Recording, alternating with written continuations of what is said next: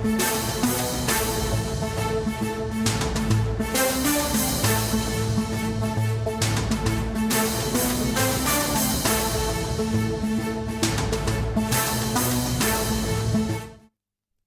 సవరణ చట్టంపై కేంద్రం గెజిట్ జారీ చేసింది.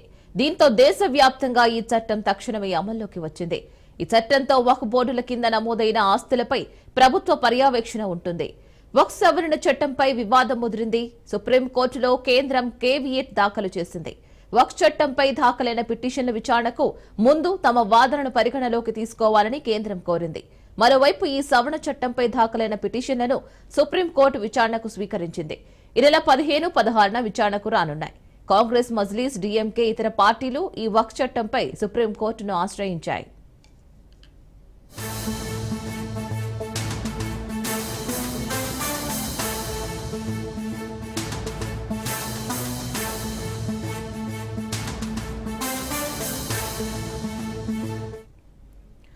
వక్ఫ్ సవరణ చట్టంపై కేంద్రం గెజిట్ జారీ చేసింది. దీంతో దేశవ్యాప్తంగా ఈ చట్టం తక్షణమే అమల్లోకి వచ్చింది.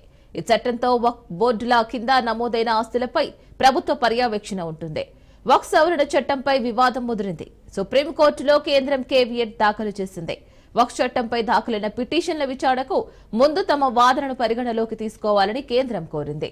మరోవైపు ఈ సవరణ చట్టంపై దాఖలైన పిటిషన్లను సుప్రీంకోర్టు విచారణకు స్వీకరించింది.